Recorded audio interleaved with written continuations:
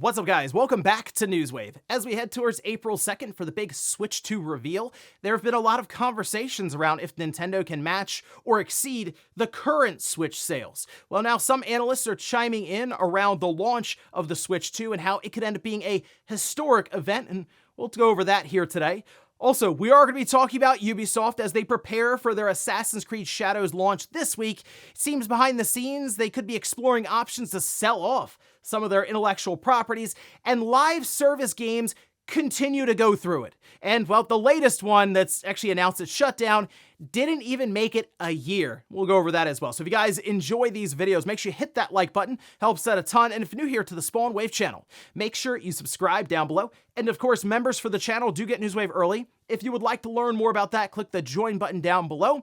And we're going to start today with Saber Interactive, Embracer, and Knights of the Old Republic Remake, which has also gone through it for a while. Now, it seemed like maybe it was just going to be canceled completely after Sony distanced themselves from it, but Saber picked it back up with Embracer, and it appears it is indeed still in development, which the fact that we need that confirmation is very telling. But we can see this posted up. This is over on Tim Willett's, that's their official account, saying Saber Interactive is one of the largest independent developers in the world. This coming from the COO there at Saber. We are working on numerous games across many different genres. Everything that we have talked about is still in development. We will share information on upcoming games when we have something cool to share, and then just in the replies, it was a bunch of images and gifs of, oh, the Knights of the Old Republic remake. Okay, good. It's not canceled. People are like, yet. We'll see. I still think they're gonna try to get this out the door in some way, but I don't know if it's going to necessarily be that high budget push, that Sony timed exclusive or console exclusive that people were looking for, where it seemed like there was a lot of backing behind it.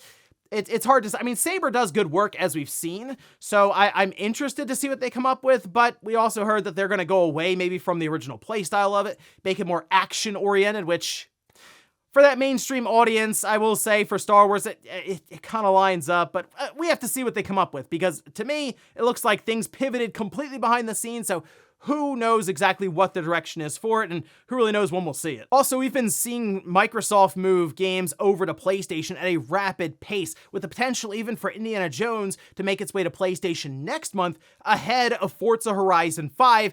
And now we're starting to see more and more evidence mounting of maybe Starfield getting its own announcement to move to the PS5 here anytime. This we can see is posted up. Now, this was noticed and posted over on Reddit, and this is on Bethesda's modding website, and it shows, you can see a PlayStation logo there for Starfield, or at least a creation in Starfield, and some have wondered, okay, maybe that's an error, maybe there was just something that got mixed up in some of the filters.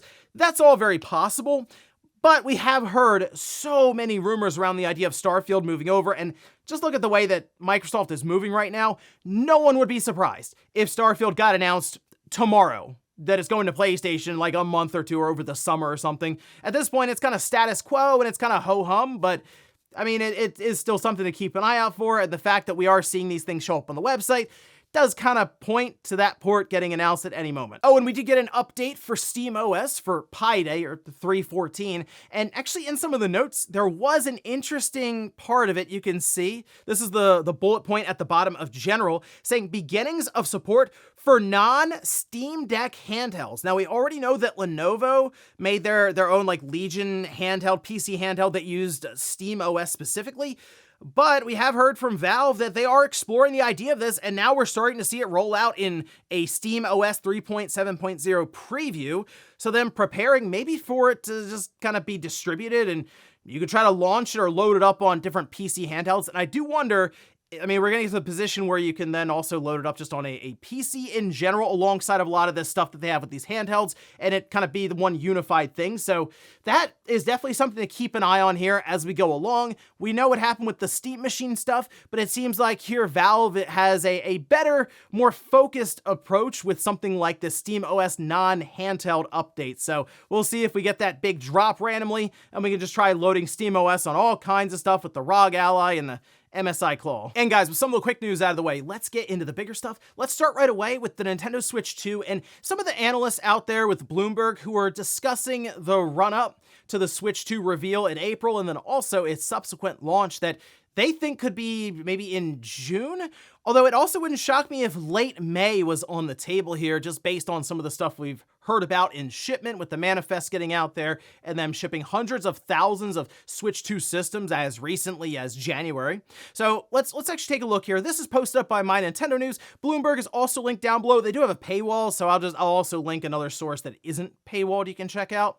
But they say, according to the analysts, they expect the Switch 2 will be more expensive than its predecessor, with it potentially being $400 or more. Get this though, Toyo Securities analyst Hideki Yasuda said that I wouldn't be surprised, quote, if Nintendo goes ahead with $499. And that will, that'll be interesting if Nintendo does tap that $500 price point for their only system. I feel like there would have to be a cheaper model as well, although, I mean, at this point, there are a lot of people who are like, yeah, of course I'll spend $500 on a Switch 2. They have a built-in audience now, but they also have a built-in audience that I'm sure took advantage of things like the Switch Lite at $200, or even just the current Redbox Switch at $300.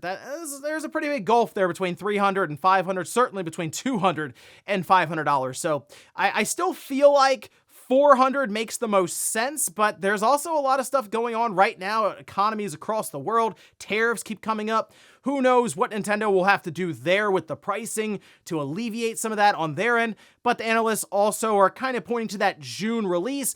And even if there is a higher price tag, this is what they had to say about the launch that, in their mind, could be historic. Despite the high price, the console will still get off to a great launch. Macquarie Capital analyst Hiroshi Yamashina expects sales of 20 million units during its first year of availability, for example. Meanwhile, Robin Zhu of Stanford C. Bernstein expects that Nintendo will have 6 million to 8 million Switch 2 units available at launch. If so, that would make it the biggest console launch ever.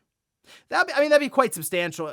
Think about how we'll see launches of different consoles and they're like, oh yeah, we sold 1 million systems in the first 24 hours. But then from there, it'll usually start to snowball and they're like, oh yeah, now we sold 10 million systems in so many months over the holiday season and into the following year. In this instance though, Nintendo targeting 20 million just in its first year on sale.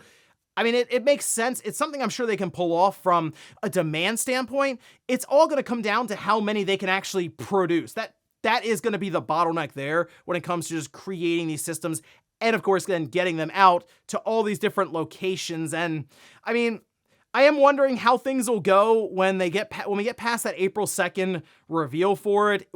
I assume there'll be demand in general from early adopters, but again, I'm really curious about the pricing and if Nintendo has that general audience still in mind. Like the younger audience who might be looking at this and asking for Christmas, and the parents are like, well, you have a Switch now, so you're good, right? Like, something about buying a $500 system, maybe for an 8-year-old or something, that doesn't really line up as much, especially for something that is on the go, and most likely will probably end up being tested, at least from a durability standpoint. Still though, I think we all expect it to be a madhouse one way or the other when the thing does come out. It'll be incredibly difficult to get, and we'll probably see resellers taking advantage of the market where even if it's $400 or $500, it'll probably cost you $1,000 on the secondhand market on places like eBay to secure one. So I did want to check in with everyone. I did that with the poll to see what the strategy is when we get to launch day. Are you looking maybe online or are you going in store? So we'll see how that one shakes out towards the end of the show. Next up, let's talk about Ubisoft, who of course is preparing for Assassin's Creed Shadows to come out this week. However, it does seem like at this point, the writing's kind of on the wall and they have to figure out how they can sort of salvage the situation they're in now, which is a heavily devalued company. You can look at their stock and see they're down, 80 to 85%, something crazy from like the height just a few years ago. And while a lot of stocks are down currently, I mean, it's quite a drop right now for Ubisoft, and they've kind of put themselves in that position with some lukewarm releases for intellectual properties that probably cost quite a bit of money, whether it's Star Wars Outlaws or Avatar, and many more on top of that.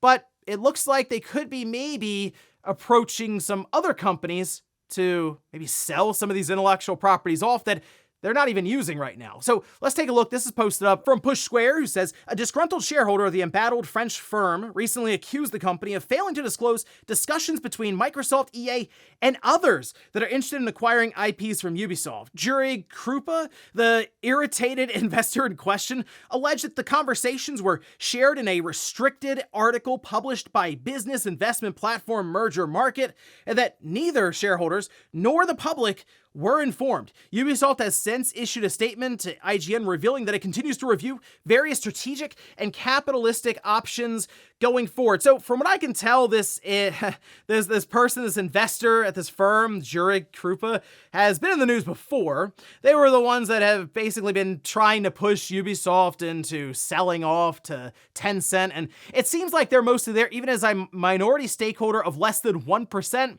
to try to cash in on some kind of sale or merger of just Ubisoft in general.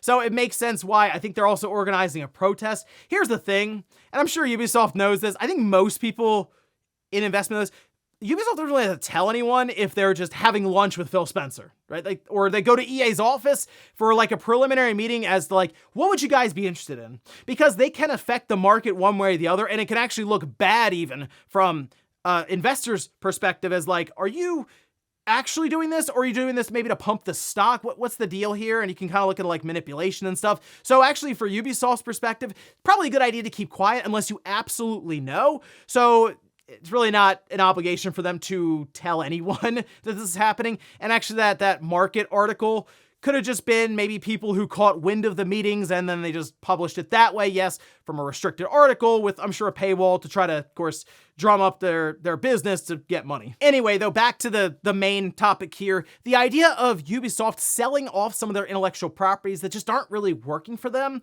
EA, Microsoft, yeah, I could see, obviously I could see Microsoft being in there because, oh wow, they can buy intellectual properties without having to buy the entire studio. I mean, they had to buy Bethesda to get all those IPs. We can just get the IP and not the workforce technically that comes with that.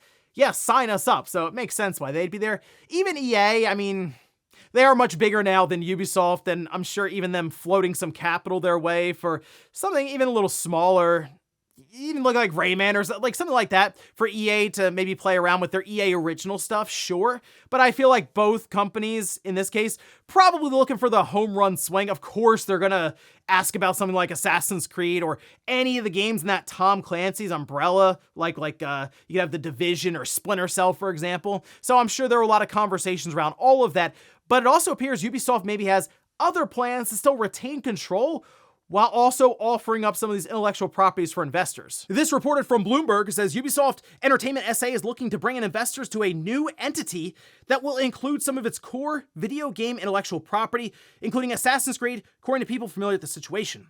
The company is considering selling a minority stake in the venture and has contacted potential bidders, including current shareholder Tencent Holdings and funds globally and in France, where Ubisoft is based, the people said. Ubisoft has asked for preliminary bids to be made as soon as this month. The people added, asking not to be identified, discussing a private matter. So really the idea is you would have a separate company or entity, as they say, that could then be invested in, sell stake or just like shares in basically, or just ownership of.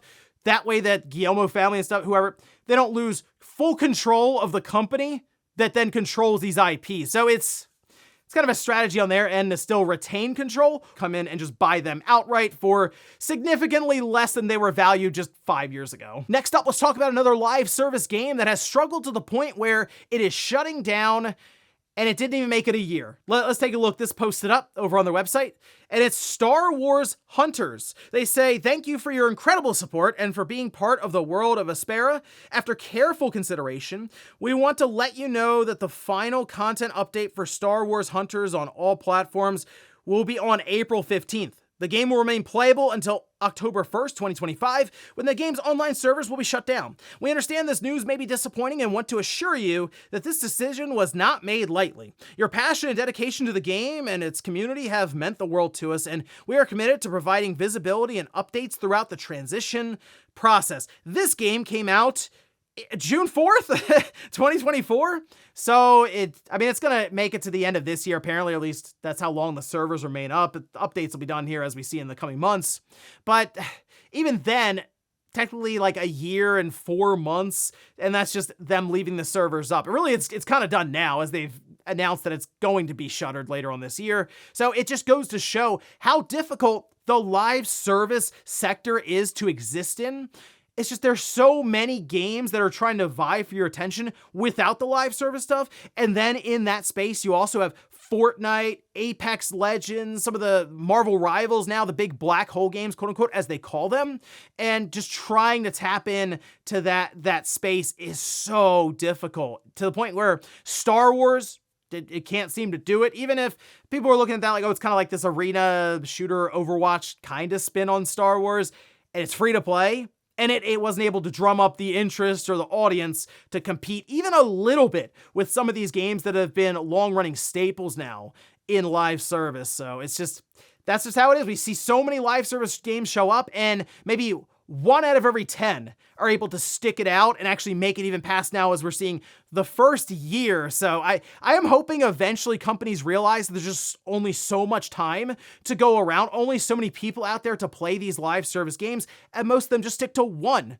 And that's it, because they know it, they've stuck with it for so long, and they're kind of entrenched then in that what is becoming more and more of an ecosystem with something like Fortnite. So maybe less live service stuff, look to maybe be more creative in the single player or more local arena style multiplayer that doesn't have to have some crazy long roadmap that goes on forever. And in our last bit of news, let's actually pivot to what I think could also be another live service attempt, and that's from Sony in collaboration with People Can Fly. Now, this was posted up, we can see, where they say the management board of PCF Group SA, with its registered office in Warsaw, the company hereby informs that on March 13, 2025, the company entered into a production agreement, prototype development agreement, the production agreement, with Sony Interactive Entertainment, with its registered office San Mateo, California, United States of America, regarding cooperation in the development of a prototype of a new video game codenamed Project Delta, based on intellectual property rights belonging to publisher. Now,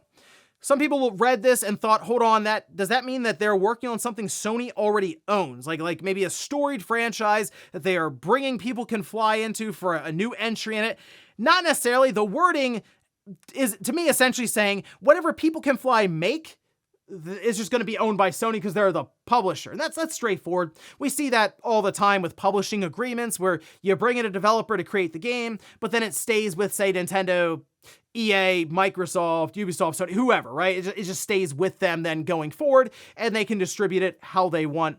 And in this case, you bring in People Can Fly, I think, to do a live or a multiplayer game. That's kind of what they've been known for in the past, and even then, it leans into the idea of that third-person action-style game. I know people look at Outriders, and they're like, that just wasn't a success in general for them. But I also still have a lot of questions around how Square Enix handled that. Apparently, it just never made any royalties, and that's how they got out of like paying People Can Fly at all. So I am curious what this will end up being, but I also think we're way off from this. And based on Sony's track record, who's to say it even actually releases? It could end up being canceled like a year later or something, as we see Sony going around and just cutting ties with projects that weren't really panning out, especially from the monetization aspect, as we've heard them even tap Bungie for help on this. And like we saw with the Last of Us online multiplayer, didn't even make the cut despite it being higher quality, but Naughty Dog would have had to go all in on that, and they had other things in mind outside of it. So we'll see if People Can Fly can come up with something, but they're also quite busy on a lot of other stuff. They're working on Gears of War E-Day, co-developing that. There are some other projects they have currently going on with some questionable, like apparently one they have with, whether they have with Square Enix, and we'll see. But for now, keep an eye on this to see if it does turn out to be a new intellectual property or based on something Sony has had in their past. And before we go to the comment of the day, we'll take a look at the poll that I posted up yesterday.